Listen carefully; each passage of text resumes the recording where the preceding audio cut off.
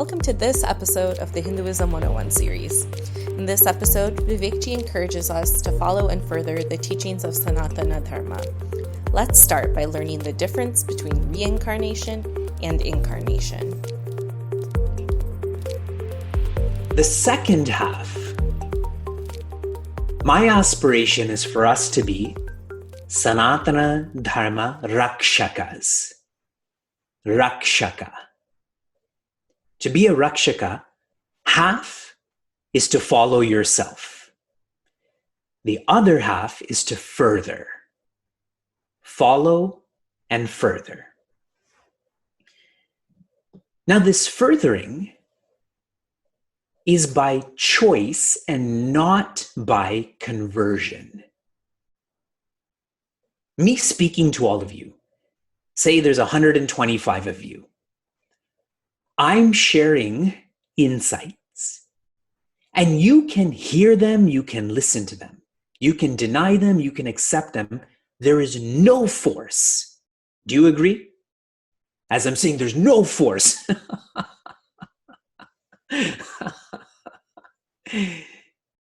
Anything that's important, anything that has to do with your inner world, you cannot force that.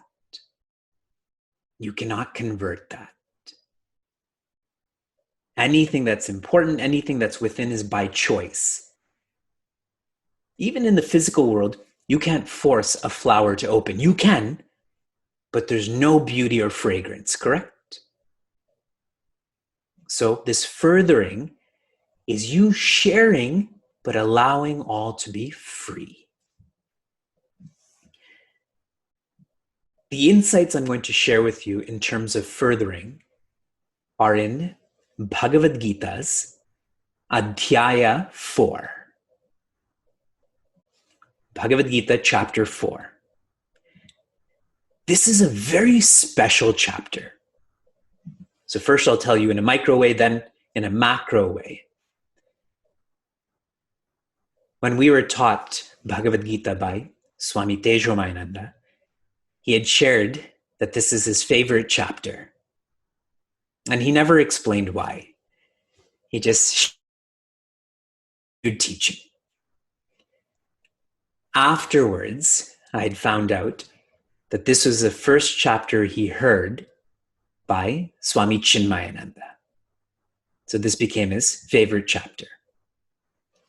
In this chapter, there are so many insights, details, knowledge about Sanatana Dharma that is misunderstood or consciously shared otherwise, such as avatars, will address that.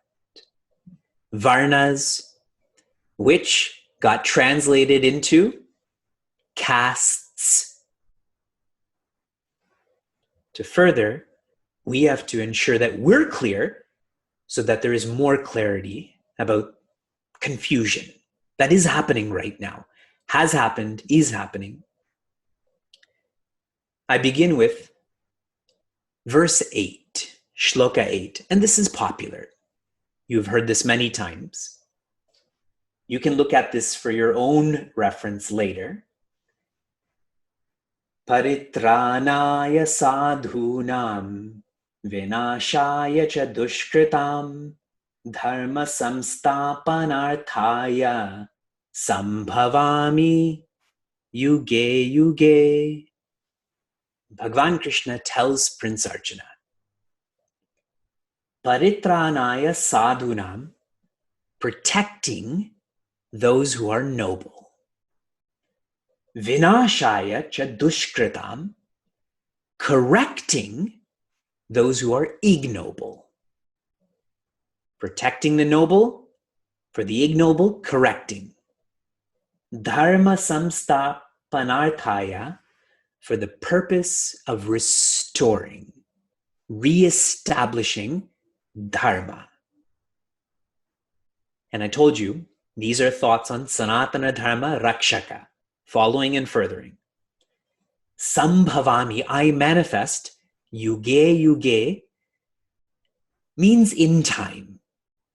Please don't think of this as only once every yuga, as in Bhagwan will only come 4 times in this yuga.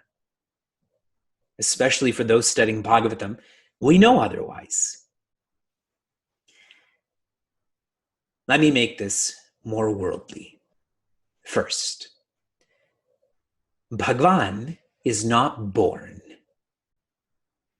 Bhagwan does not descend. The word avatara, if you take this through a dictionary, does mean to descend. Now, this is so contrary to what Bhagwan is because in the same scripture, one of Bhagwan Krishna's names is Achyuta, which means the one who never falls. So there's such a contradiction there. The word used is sambhavami. Bhava means to appear. Sambhavami, I appear by my choice. In other words, Bhagwan manifests. Bhagwan is not born. Bhagwan doesn't descend. Bhagwan manifests.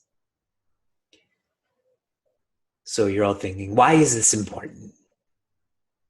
This is important because what this shows is the cause pervades the effect.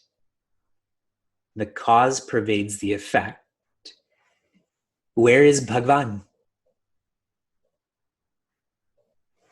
Right here, right now. Who is Bhagwan? You. We keep isolating or separating the effect from the cause, but the fact that Bhagwan manifests, unmanifests, shows that Bhagwan is present. Are you catching that? Please reflect on that lots. I don't know how to say it. I'm trying to use ice, steam, and water as an example. That steam, when condensed, becomes water. Steam is there. There's a condensation and then there's an evaporation. Always there. Bhagwan is the same way.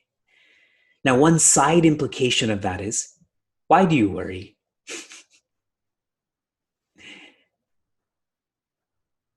If I was playing soccer or football and I knew that Lionel Messi was on my bench, should I worry? No, Lionel Messi will just manifest, will win, and then unmanifest, yes? Now, I'm just talking about soccer and Lionel Messi. Here, Bhagwan is the field, Bhagwan is the kicker, Bhagwan is the ball. Why do we worry? Why are we afraid? Because we think Bhagwan is up there and is only going to come down when there's so much sorrow. We ourselves are confused about this, yes? Sambhavami. Next insight. Bhagwan is impartial. Impartiality is to be acknowledged. Bhagwan's purpose is balance. And I shared with you earlier that Bhagwan is an icon of balance. So if there's imbalance, isn't it Bhagwan's responsibility to protect and correct that balance? He's not making this personal. He's simply around to correct balance. Like any loving parent would do, if 2 children are fighting for a toy, whoever got it first or whoever deserves it, blah, blah, blah, whatever variables are involved, that child gets the toy, right? We tend to feel that Bhagwan is partial to that person or not to me. That's not true. In our Bhagavatam course I've shared, Bhagwan is not concerned about your ability, rather is concerned about your availability. We all have the same ability. But are you choosing Bhagwan? impartiality, and that's why I use the word protects and corrects. Those who are ignoble, we interpret this literally, that Bhagavan destroys them. Do you destroy your kids? Do you destroy your coworkers? You don't destroy them, you correct them in different degrees. Bhagavan Vishnu, as an example, has 4 hands. One of his hands, he has a conch. Those who are the most sattvic, those who have calmness in their personality, Bhagavan is calling them, and because of that calmness, they hear that and they go to Bhagavan. And what does Bhagavan give them? A lotus. Indian Bhagavan, Indian flower. That lotus is infinity. Those who are more rajasic, more aggressive. They don't hear as well, correct? Your kids tell you you have selective hearing. So then Bhagavan uses a mace, a gada, and starts giving taps. A tap on your shoulder, a tap in your knees. And then you do hear and listen and you go to Bhagavan, infinity. Those who are tamasic, filled with laziness, don't hear the conch, don't feel the taps. So what do they need? Some cutting. So they're given the chakra. A cut here, a cut there. And they too eventually hear and listen, and they're given infinity.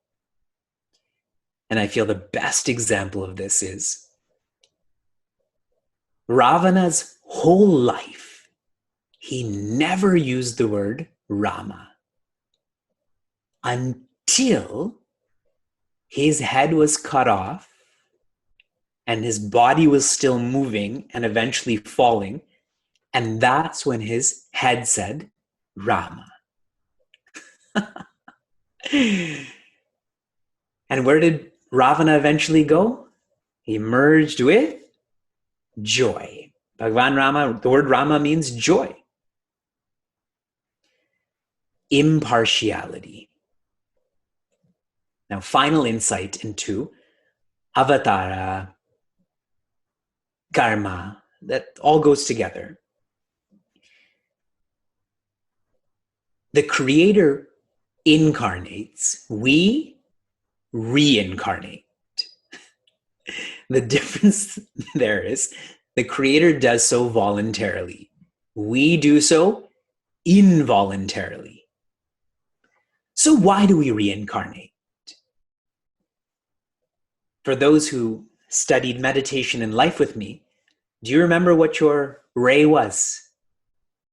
Your reflection adventure of the year, or I called it a RAL. Your reflection adventure of your lifetime is to plan for your enlightenment. Exactly.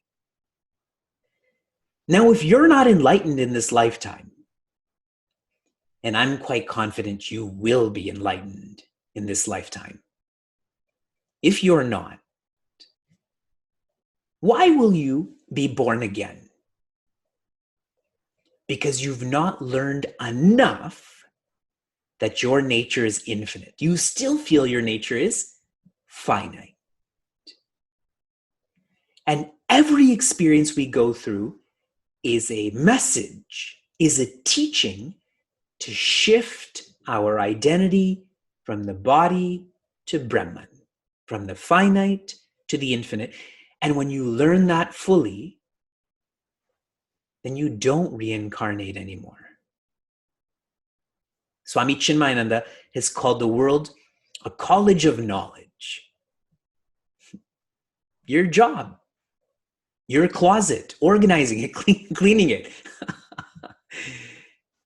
The message is have less, so you don't have to go into your closet so much.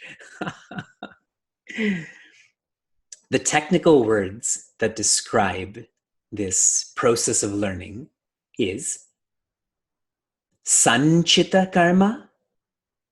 Sanchita karma, that's past. Present is known as prarabdha karma, prarabdha, and the future is called agami karma, agami karma. And I'm going to be short and simple about this. Sanchita karma is everything you have to learn. Okay? So some of us are in grade 1 and some of us are in grade 22. Imagine there's 1,000 grades, okay? So that's all you have to learn. You can only learn so many messages or teachings in a particular lifetime. That's called prarabdha karma. So imagine I have 300 more lessons to learn, and in this lifetime, I'm going to learn 60. So now totally, how many lessons do I have to learn until I'm enlightened? 240. Clear? But not so clear because we have really awesome personalities where as we're learning, we forget. So there's some evolution. There's a lot of going backwards too. So I may learn 60 lessons in this lifetime, but I became more selfish, more greedy. So now more lessons have been added on. That's called agami. So let's say 10 more lessons are added on. So now how many lessons do I have to learn? 250, not 240. Did you catch that? I used a math example seeing everyone's demographic. And so the implication of karma, and I don't like when people call this the karma theory. This is a law. The implication of all of this is live carefully. Because if you don't, you just keep taking one step forward, one step back, one step forward, one step back. That's called samsara. That's called being stuck. This is why we have the path of integration. Now the path of intention.